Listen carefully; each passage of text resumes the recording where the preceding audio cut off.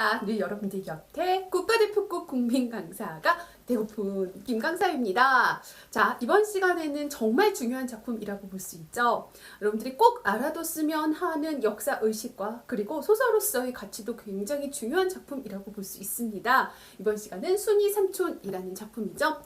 참고로 여러분들이 삼촌이라는 단어는요, 제주도에서는 남녀를 구분하지 않고 쓰이고 있기 때문에 여기서 순이삼촌은 여자라는 걸 기억할 수 있어야 돼요. 제목을 보면 순이삼촌, 그러니까 특정 인물의 삶의 모습을 다루고 있을 거라는 것을 우리가 짐작해 볼 수 있는데요. 특히나 우리가 꼭 역사 속에서 기억해야 할 제주 4.3 사건의 참상을 다루고 있는 작품이라는 점에서 반드시 주목하고 우리의 역사의식을 바탕으로 그리고 수능에까지 반드시 이어질 수 있는 작품이니까 꼭 알아둘 수 있어야 한다고 제가 부탁을 합니다. 꼭 알아두세요. 자, 이 작품은요, 1948년 제주도에서 일어난 4.3 사건을 모델로 하고 있습니다. 이 4.3 사건을 간단히 이야기한다면 남한만의 단독 정부가 들어서는 것에 반대한 남로당 당원들을 숙청하기 위해서 미군정 하에서 무리하게 대학살을 이루다 보니까 아무 잘못이 없는 양민들까지, 특히 제주 양민들이 대학살을 당하게 되고요. 여기에서 살아남은 순이삼촌은 가족을 모두 잃고 뱃속에 아이를 임신한 채 그렇게 이 전쟁의 상흔을 안고 살아갈 수밖에 없는 그 순이삼촌이 겪었던 4.3 사건의 전말과 그 상처가 현재까지 계속 순이삼촌의 마음속에 남아서 그 삶을 지배하는 과정을 다루고 있는 작품이라고 할 수 있죠. 물론 서술자는 나이지만 나를 통해서 말하고자 하는 순이삼촌의 이 상처와 아픔은 역사적으로 우리가 어떻게 이해하고 갈 수 있을까요? 내용 속으로 한번 들어가 보도록 할게요. 자, 그럼 순이삼촌의 줄거리 속으로 들어가 보도록 할게요. 역사적인 비극을 담고 있는 그런 작품이기 때문에 제가 이렇게 웃음이 나오지 않고 진지하게 이야기하는 거 여러분들이 이렇게 이해를 할 수 있어야 합니다. 제가 원래 이렇게 진지한 사람이 아닌데. 자, 음력 섣달 여드렛 날 서술자인 나는 할아버지 제사 때문에 이 제주도에 내려오게 됩니다. 그런데 이 제주도에 내려오자마자 나의 삼촌, 순이 삼촌이 바로 이 옴팡밭에서 자살을 했다는 이야기를 듣게 되죠. 그런데 여러분들이 여기서 주목해서 봐야 할 것이 바로 이 옴팡밭이라고 볼 수 있습니다. 옴팡밭은 4.3 사건 당시에 빨갱이로 몰려서 죽은 수많은 양민들, 제주도에 아무 죄 없는 마을 사람들의 시체가 묻힌 공간이라고 볼 수 있겠고요. 순이삼촌의 상처가 그대로 녹아있는 공간이라고 볼 수 있겠죠. 그렇다면 왜 순이삼촌은 이 옴팡밭에서 자살을 할 수밖에 없었을까요?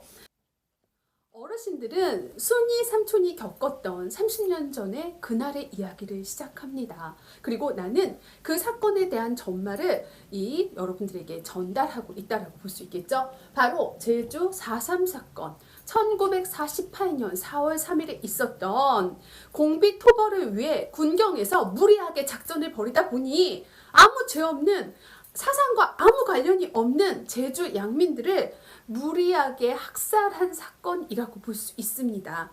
이 사건으로 인해서 순이 삼촌의 가족들은 모두 다 잃게 되고요.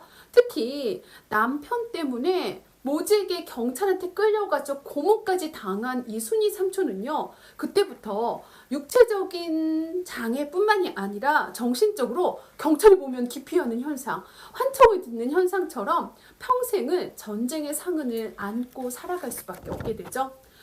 물론 이 제주도에 대한 기억을 잊기 위해서 서울로 올라와서 우리 집에서 부엌일도 하기도 하고요. 그리고 제주도를 떠나서 나름대로 상처를 극복하고자 하는 노력을 많이 하게 되지만 순이 삼촌의 기억 속에는 30년 전의 그날이 잊혀지지 않았고 결국 수많은 시신들이 묻혀 있던 그 과거의 공간, 하지만 순이 삼촌에게는 영원히 상처로 남은 현재의 공간일 수밖에 없는 옴팡밭에서 자살을 할 수밖에 없게 되는 거겠죠.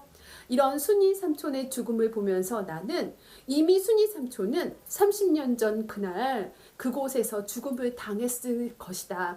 이미 순이 삼촌은 살아있지만 살아있는 몸이 아닌 그 시절을 버텨왔을 것이다 라는 것을 느끼면서 이야기는 끝이 나게 됩니다. 자, 우리의 슬픈 역사 속에서 우리가 순이 삼촌을 기억해야 하는 이유는 무엇일까요?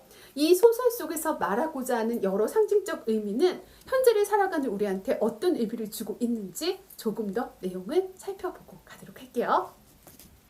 자, 그렇다면 이제 앞에 이야기들을 바탕으로 해서 우리 순이 삼촌의 이야기 속으로 좀 더 들어가서 여기에 나타나는 인물들이 가지고 있는 가치관, 그리고 우리가 이 순이 삼촌의 사건을 개인의 역사가 아닌 역사적 트라우마로 기억해야 하는 이유에 대해서도 함께 살펴보고 가도록 할게요. 제가 순이 삼촌 옆에 역사적 트라우마라는 말을 쓰게 있는데요. 사실 이 말은 우리가 특정한 시 공간 속에서 어떤 특정한 일을 당했던 사람들이 느끼게 되는 집단적인 공포 혹은 외상적인 이런 충격, 이런 것들이 갖다가 우리는 역사적 트라우마라고 이야기를 하게 돼요. 그러니까 이 역사적 트라우마는 순이 삼촌을 통해서 이것들이 제주도민, 그들만의 이야기가 아닌 우리가 기억해야 할 역사의 아픈 현장이었다라는 걸 다시 한번 생각하게 하는, 되새기게 하는 중요한 단어가 된다는 걸 기억할 수 있어야겠죠. 자, 이 순이 삼촌의 죽음을 놓고 나와 그리고 고모부 같은 경우는 각기 다른 의견을 갖게 됩니다. 이 둘의 대화를 통해서 우리가 역사를 어떻게 기억해야 하는지에 대해서 이야기를 하게 되는데요.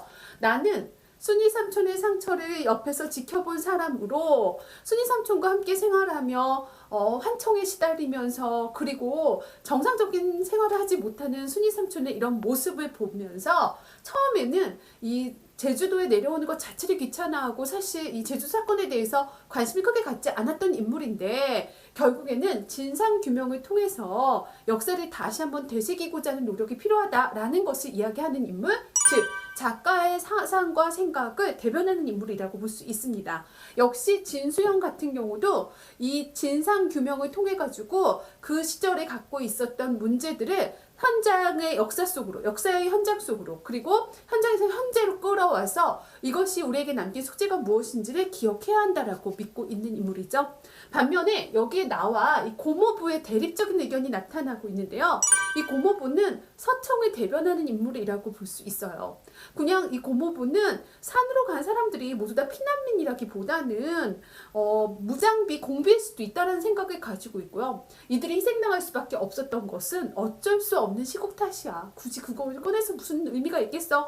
라고 이야기하는 인물이에요. 바로 나와 고모부의 이런 대립적 시각을 통해서 우리가 어떤 시각으로서 이 사건을 바라봐야 하는지에 대해서 이야기하고 있다는 걸 볼 수가 있겠죠.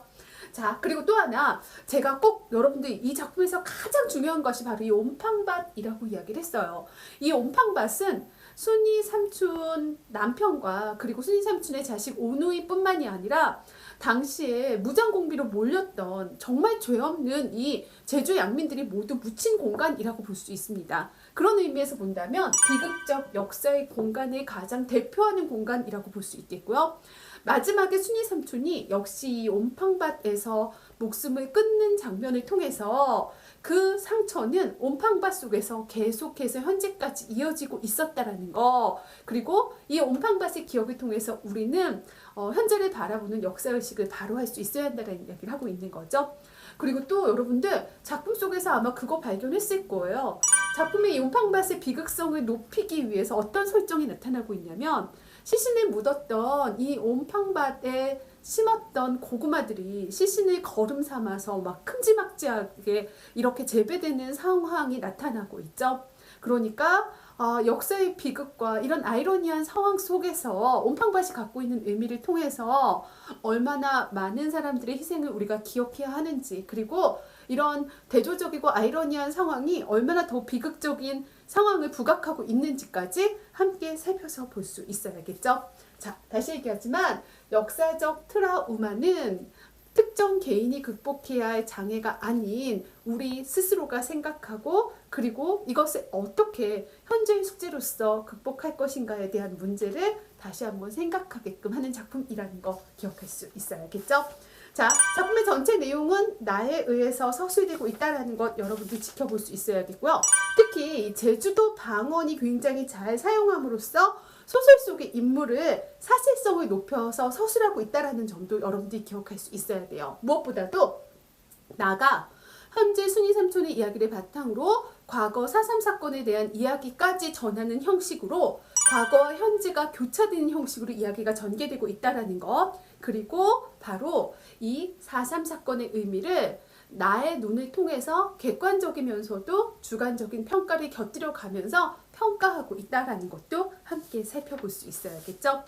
이 소설의 마지막 부분에 여러분들이 주목해서 볼 수 있어야 하는데요. 이 마지막 부분에서는 제가 이야기한 것처럼 그 일은 바로 그 과거의 일이 아니고 순이 삼촌은 이미 30년 전에 죽었어. 그 30년이란 세월, 그렇게 흘러온 세월이 실질적으로는 순이 삼촌에게 죽은 거나 마찬가지였다라는 내용들을 통해서 혼란 속에서 죽어갈 수밖에 없었던 사람들과 그 상처를 기억하는 사람들마저도 엄청난 슬픔 속에서 살 수밖에 없었다라는 점을 부각해서 이야기하고 있다라는 거. 그리고 그것을 우리는 반드시 기억해야 한다라는 걸 작가 의식으로 꼭 기억할 수 있어야겠죠. 자, 순이 삼촌 사실 모의고사에도 자주 나오는 작품이고요. 이번 수능에서 정말 꼭 나오지 않을까라고 제가 찍은 작품인데요. 제발 나왔으면 하는 바람이 있습니다. 여러분들 순이 삼촌이라는 작품 꼭 기억하면서요. 순이 삼촌과 더불어 이 제 강의에 구독과 좋아요도 한 번만 눌러주시면 안 될까요, 여러분들? 여러분들의 구독과 좋아요는 저를 성장시키고 그리고 더 좋은 강의를 만드는데 큰 도움이 됩니다. 다음 시간에 더 좋은 작품으로 만나도록 할게요. 안녕.